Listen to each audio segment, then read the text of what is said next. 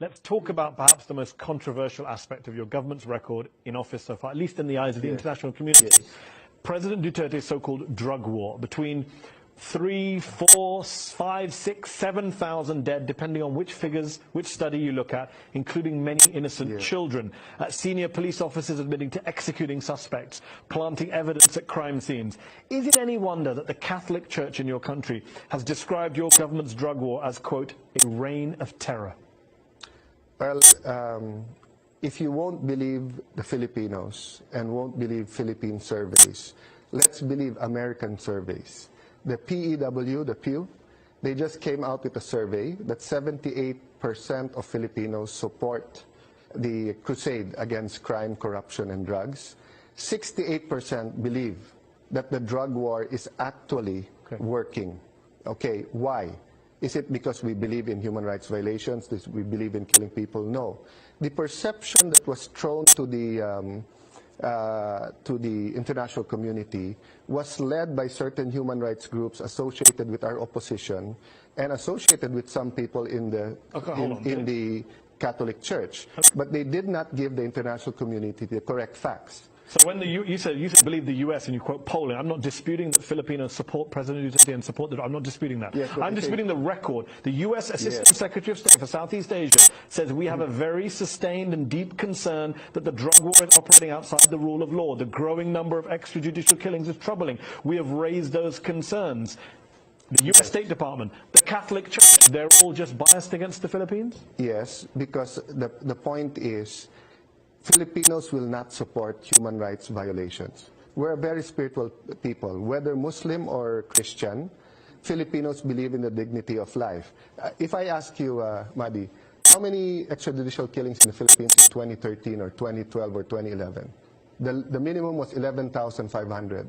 The maximum was 16,000. Okay. Every year, 11 to 16,000. So let me just be clear for the record. Let me just be clear. You, as the foreign minister of this government, your position is that a few years ago, under the last government, there were 11,000 deaths. But this year, don't believe any of the numbers about deaths. That's very convenient, isn't it? Everyone died on the last government. Nobody died under your government. Even the human rights groups, the U.S. State Department, the Catholic Church have all attacked you for your record. That's not at all the point.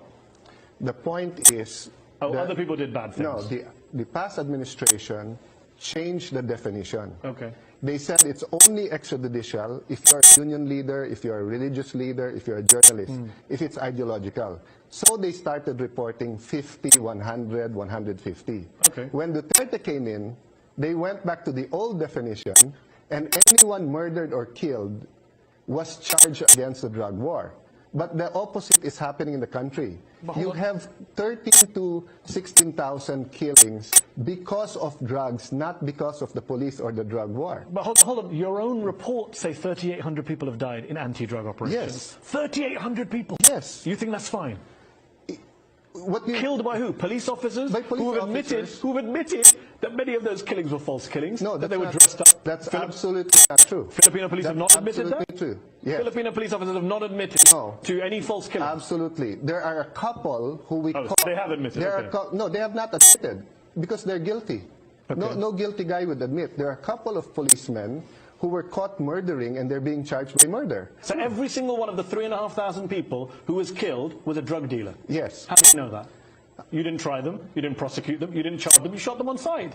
That's not a democratic way of solving crime, is it? You're absolutely saying it as if you're not on the ground. Come and look. So if I pull a gun on you here right now and you shoot me, it's your fault? Hold on. My fault? No, that's not what I asked. I said 3,500 people have been killed. 3,500 people. Are they all criminal drug dealers? How do we know that?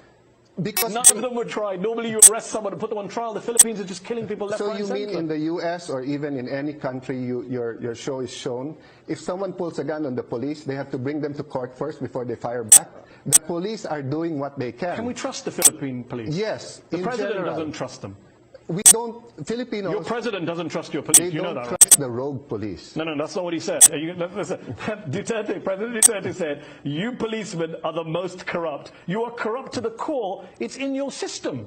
That doesn't sound rogue. It's in your system. Last time I checked, hyperbole and figures of speech are allowed. 40% of the police in the Philippines are corrupt, he says. Is that true or false? That's his estimation. The chief of police estimation is 2%. So who's right, the president or the chief of police? I can't believe you're throwing your boss under the bus. I'm not throwing him under the bus. What I'm Is the president correct that 40% of the Philippine police, it's a simple yes or no answer, is he correct, in your view, that the Philippine police, 40% of them are corrupt? When you make an estimation, is it a correct estimation? You do not know. Is it a correct estimation? That is his Maybe it's 30 or 50.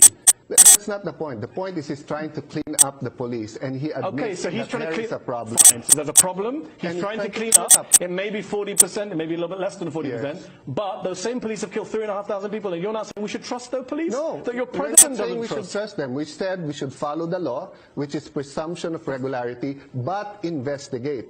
How many investigations have there been into the 3,500 killings? 3,500. There have been 3,500 killings. One of them are being investigated. Most independent observers have said there have not been investigations of all of those killings. That's not true. Independent investigators have seen the progress. It is the ideological and the biased human rights groups. They said there are 3,000 cases. They pick out 28 cases. No scientific method of picking out 28. They only interviewed the families of the death of the alleged pushers. They did not interview anyone from the government. So is that fair to you? And then they came up with their findings, generalizing the 3,000 from the 28 without interviewing the other side. And then what did their report say? That they believe that possession of drugs should be legalized. So you tell me, is that a kind of group that is there to investigate or has already made a judgment? For them, any country that does not legalize the possession of drugs is not handling the drug case properly. We've invited them to investigate. Now, let me tell you where the confusion comes in. Western countries use heroin, marijuana, and also cocaine. None of these drugs is associated with violence and paranoia to the users. It's the drug sellers who fight it out. But methamphetamine hydrochloride has been proven by the WHO, by the UN Office of Drugs Crimes, to have paranoia and violence. But you should treat these people, not just shoot them in the head. You're cutting funding. Yes, you're cutting funding. No. That's not true. Yes, you are. No, it's not. We're not cutting. $60 million to $15 million. That's not true. For 2018. But that's not what's true. in the budget. Okay. It's going into the buildings. And we're putting up billions worth of drug centers all around. Do you agree it's better to treat drug addicts than shoot them in the head? Yes, but if they have a gun and they're going to shoot you... All 3,500 people have guns? Yes, more than that. That's not the case. Okay.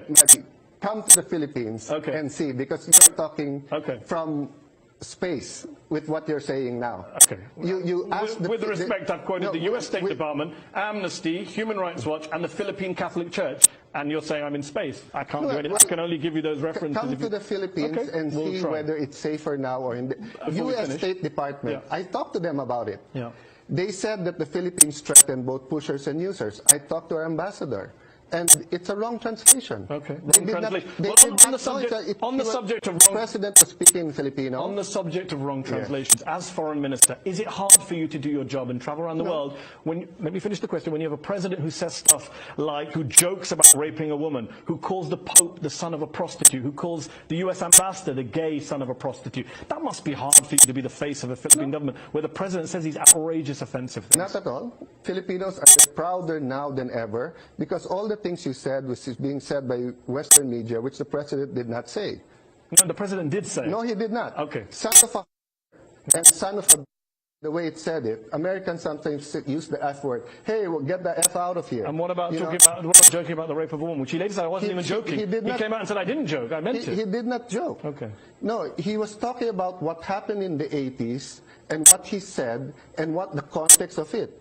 He never jokes about rape. He's very mad about rape. And Davao is one of the safest places. I mean, he seems to be the most misunderstood president in the world since Mahmoud Ahmadinejad. Not in the Philippines. Not in the Middle East. Not in China. Not in Russia. Not the 3.5 million Filipinos in America. Allan Cayetano, thanks for joining me on